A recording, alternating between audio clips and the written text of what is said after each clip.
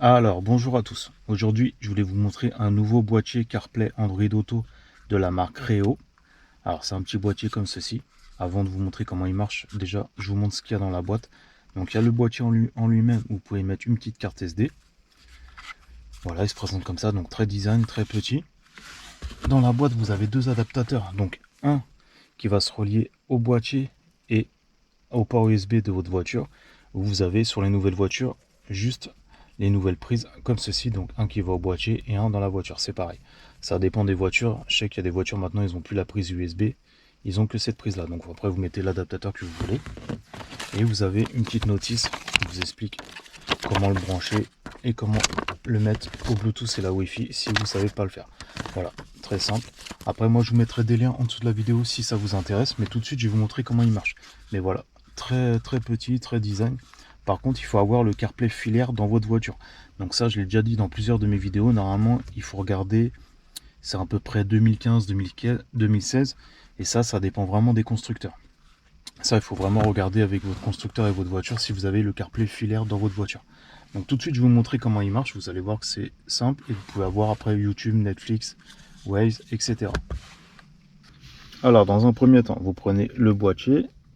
On va le brancher de ce côté-là au boîtier. Ok. Et on le branche directement à la prise USB de votre voiture. Donc là, elle se trouve ici. Donc après, je le mets là. Alors une fois que vous l'avez branché à la voiture, ça va se mettre automatiquement. Si ça ne se met pas automatiquement, vous retournez dans le menu et vous cherchez en fait, vous voyez CarPlay dans votre voiture. Ok, sinon ça se met automatiquement. Donc là vous avez le menu principal. Donc là il y a lecture si vous voulez lire des musiques de votre appareil.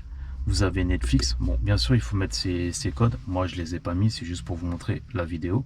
Ok, mais sinon si vous mettez vos codes, ça va s'afficher. Donc là il y a Netflix et vous mettez après vos codes par la suite.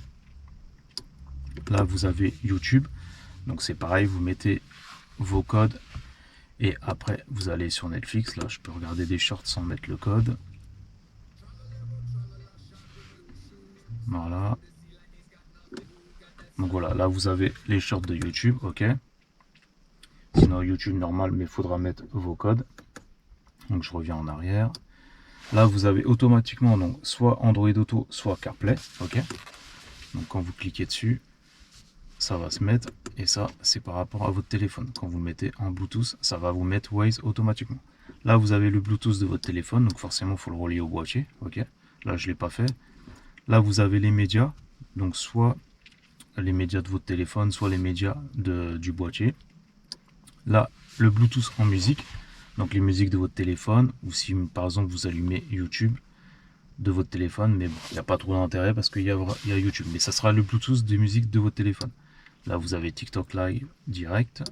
Là vous avez tout ce qui est dossier, donc si vous mettez une petite carte SD dans le boîtier, là c'est pour nettoyer. Là vous avez tout ce qui est réglage, donc là vous pouvez faire partage de réseau, Wi-Fi, la personnalisation, les applications. Ça vous choisissez les applications que vous voulez rajouter ou enlever avec Google Store. Ok,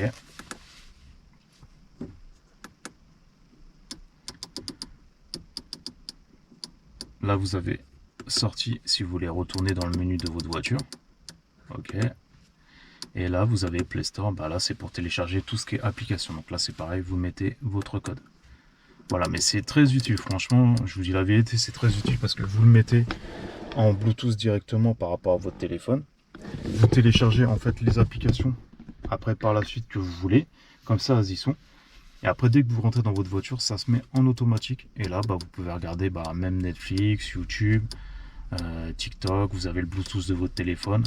Voilà, c'est vraiment... Moi je trouve que dans les voitures de maintenant, c'est indispensable si vous ne l'avez pas. Par contre, retenez bien, il faut le CarPlay filaire d'origine. Ok, si vous n'avez pas le CarPlay, vous ne pourrez pas le mettre. Mais voilà, franchement, c'est très utile. Vous voyez, on peut tout regarder en direct.